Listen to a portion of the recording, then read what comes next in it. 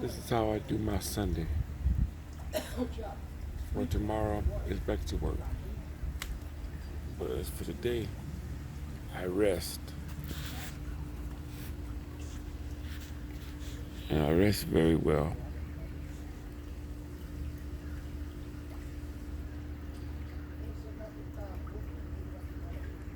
I have to ask myself, if you work for a living, why are you killing yourself working?